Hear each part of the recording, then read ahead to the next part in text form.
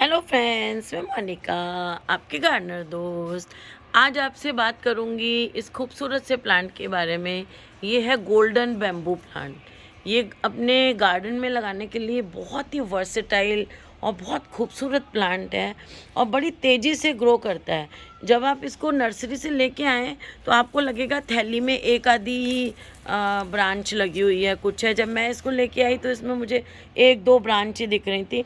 लेकिन जब हम इसको घर पे लेके आते हैं तो उसके बाद जब उगाते हैं तो ज़मीन में से बैम्बू जो है ना, वो इस तरह से ज़मीन में से इस तरह से, ये देखिए, ये न्यू शूट्स इस तरह से निकलते हैं।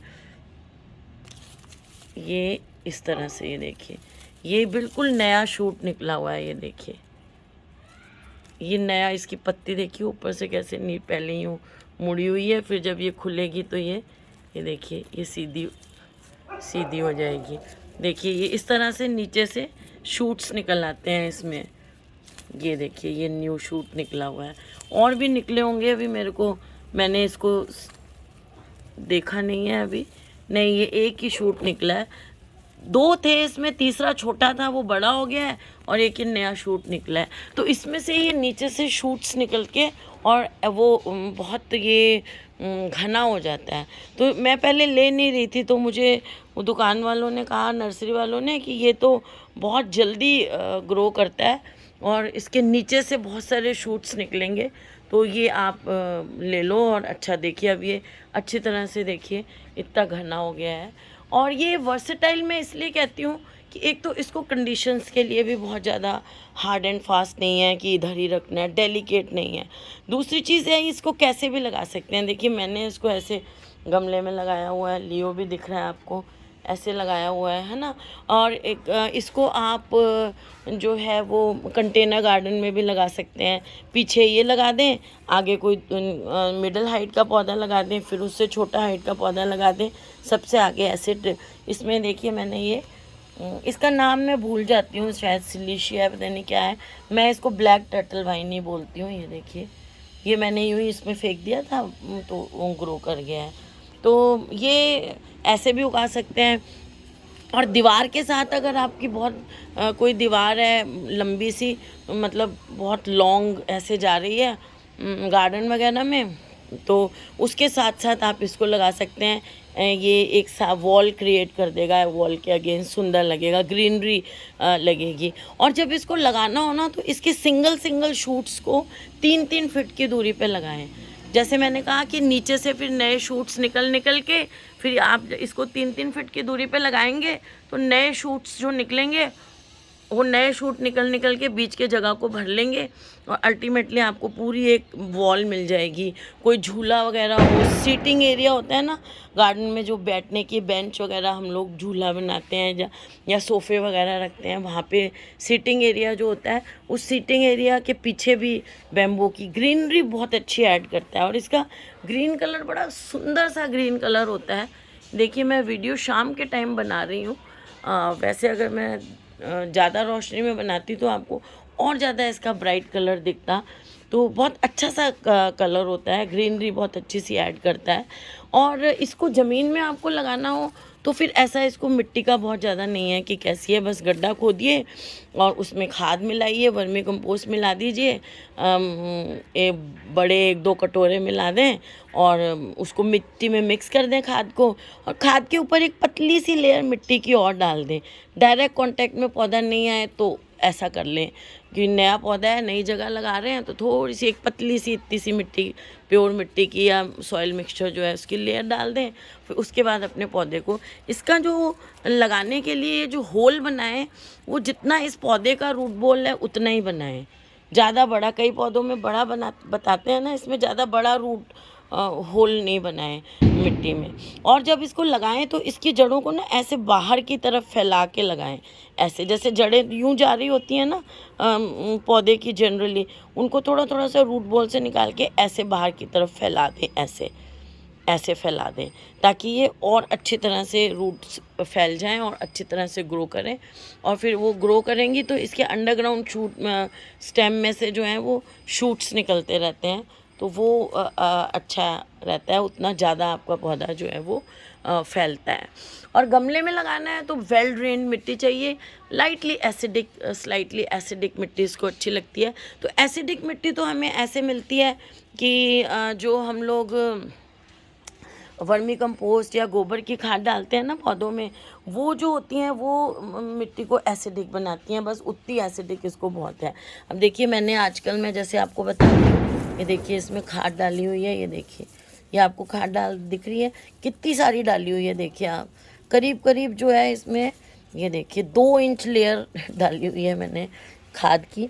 अब इसके ऊपर एक लेयर छोटी सी मिट्टी की और डालूंगी, नहीं डालूंगी तो क्या होता है, खाद हल्की होती है, जितनी बार पानी दूंगी पौधों को उतनी बार ये खाद बाहर निकलेगी, पानी से हल्की होती है ना, तो पानी जितना ऊपर जाएगा उसके ऊपर ये तैरती रहेगी, तो ये बाहर गिर जाएगी।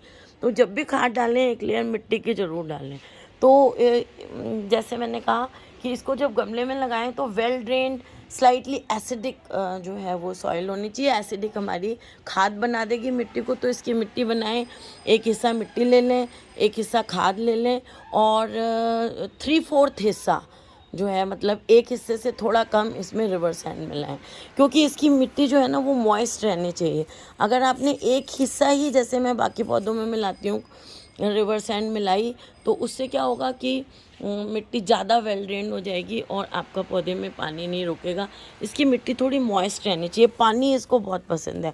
ओवर वाटरिंग का इसमें कोई ख़तरा नहीं है। बैम्बू वाले प्लांट में ओवर वाटरिंग हो तो भी ये ग्रो करता है, बस इसमें अंडर वाटरिंग नहीं होनी चाहिए, इस बात का ध्यान रखें। और अगर आपके यहाँ की मिट्टी जो है वो क्ले सॉइल है, चिकनी मिट्टी है, तो फिर रिवर सैंड नहीं मिलाएं उसमें, फिर उसमें आधी मिट्टी ले लें, आधी खाद ले लें, वो भी इसके लिए चलेगी। तो इस तरह से आप इसकी मिट्टी तैयार कर लें, थोड़ा सा एंटी फंगल पाउडर डाल दें उसमें, वैसे ऐसा कुछ इसमें डर नहीं है, लेकिन डाल दें, बहुत अच्छा लगता है। अच्छा ये क्या है, जब हवा चलती है ना, यूं यूं हिलते हैं, जैसे जैसे पौधा बड़ा होगा तो इसकी साउंड बड़ी प्यारी आती है। जगह अगर आप गार्डन वगैरह में लगाते हैं, हवा चले, आपका सीटिंग एरिया बैठने वाला है, उसके पास में आपने ये लगा रखे हैं, तो इसकी हवा बड़ी अच्छी आती है। अच्छा इसको जो है फुल सन में ये ग्रोथ बहुत अच्छी करते हैं, लेकिन फिर क्या है कि फुल सन में अगर हम नहीं दे सकते फुल सन, या फुल सन में थोड़ी पानी की रोज़ देना बहुत ज़रूरी है, क्योंकि मिट्टी इसकी मॉइस्ट रहनी चाहिए। सूखने से ये ख़राब हो जाता है पौधा, है ना। तो मिट्टी मॉइस्ट रहनी चाहिए, मॉइस्ट मतलब बिल्कुल ऐसी दलदल जैसी नहीं, मॉइस्ट रहनी चाहिए। तो इसलिए जो है इसको फुल सन में बेस्ट ग्रोथ होती है। लेकिन जैसे मैंने कहा ये वर्सेटाइल पौधा है, तो ये आपका जो है इनडायरेक्ट ब्राइट लाइट में भी अच्छा चल जाएगा। इवन ये शेड वाली एरिया में भी चल जाएगा, लेकिन फिर उसमें लेगी हो जाएगा। लेगी मतलब ये एक पत्ती और दूसरे पत्ते की ये जो जगह होती है ना बीच की, ये वाली जगह, ये जगह ज़्यादा लंबी लंबी हो जाएगी, तो सुंदर नहीं लगेगा पौधा। तो इसको आप इनडायरेक्ट ब्राइट लाइट में, या जहाँ 1-2 घंटे, जैसे अभी मैंने यहाँ रखा हुआ है, इसमें इसको 1-2 घंटे की धूप अच्छी मिल जाती है, तो अच्छा ग्रो कर रहा है। अगर मेरी राजस्थान में आप रहते हैं या अभी इसी एरिया में रहते हैं, अपने नॉर्थ वेस्ट में, जहाँ राजस्थान के आसपास की स्टेट्स हैं जितनी हम लोग, तो वहाँ पर इसको आप इनडायरेक्ट ब्राइट लाइट में लगाएं, बहुत अच्छा ग्रो करेगा ये। 1-2 घंटे की धूप मिले, जैसे मेरी मिल रही है, तो भी ये बहुत अच्छा ग्रो करता है, ग्रोथ इसकी अच्छी होती है। फुल सन में रख सकते हैं, लेकिन फिर आपको पानी का ध्यान रखना पड़ेगा कि मिट्टी को सूखने नहीं देना है आपको। और जब मैं लाइट की बात मैंने आपसे कर ली, सन की भी बात कर ली, वाटर की भी बात कर ली, तो अब इसको लगाने का जो सीज़न की मैं बात करूं, तो इसको आप सारे साल कभी भी लगा सकते हैं। मतलब कोई ऐसा महीना नहीं है कि आपको इसको गर्मी में लगाना है या सर्दी में लगाना है, आप कभी भी लगा सकते हैं। और खाद जो है ना, जनरली इसको आप फरवरी में दें तो अच्छा रहता है, लेकिन मैं तो दोनों टाइम देती हूँ। फरवरी, अभी मैंने सितंबर अक्टूबर में भी दिया है, और फिर मैं अब फरवरी में भी दूँगी। फरवरी में अब जैसे मैं एक तो फरवरी में खाद देती हूँ, एक सितंबर में। तो एक खाद तो है वो ज़्यादा देती हूँ। जैसे अगर मैंने सितंबर वाली खाद ज़्यादा दे दी, तो मैं फिर फरवरी में थोड़ी कम दूंगी, और अगर फरवरी में ज़्यादा दे दी तो फिर मैं सितंबर वाली खाद की क्वांटिटी कम कर देती हूँ, हाफ़ कर देती हूँ। तो एक बार तो बहुत, जिसको कहते हैं ना, रज के देनी चाहिए खाद, और नेक्स्ट टाइम थोड़ी सी कम देनी चाहिए, थोड़ी क्या हाफ़ देनी चाहिए जितनी आपने पहले दी है। तो अगर आपने अभी नहीं दी है, अब लाएंगे पौधा तो फरवरी में अच्छी तरह दें। और जब आप मतलब सितंबर या फरवरी में से एक बार थोड़ी ज़्यादा दे दें, एक बार थोड़ी कम दे दें, ऐसी इसकी खाद। अच्छा, वैसे सर्दियों में इसकी ग्रोथ ना थोड़ी कम होती है, इसलिए अगर आप न्यू गार्डनर हैं तो फरवरी मतलब में आप इसको खाद दे दें, जनवरी एंड और फरवरी में खाद दे दें। और उसके बाद आप इसको जो है सितंबर में थोड़ी कम खाद दे दें। इस तरह से इसको लगाएं आप, तो आपका पौधा जो है वो बहुत अच्छी तरह। सर्दी में थोड़ा सा ही इसकी ग्रोथ कम है, तो सर्दी में थोड़ा सा वाटर आपको कट डाउन करना पड़ेगा, क्योंकि सर्दी में पानी इतनी जल्दी सूखता भी नहीं है। गर्मियों में क्या होता है, पानी सूखता भी जल्दी है। गर्मी में इसको रोज़ पानी देना है, आपको रोज़ पानी देना है, ताकि इसमें पानी की कोई कमी नहीं हो। एक चीज़ है कि ये जो बेम्बू होते हैं ना, ये वर्ल्ड का सबसे फास्टेस्ट ग्रोथ वाला वुडी प्लांट है।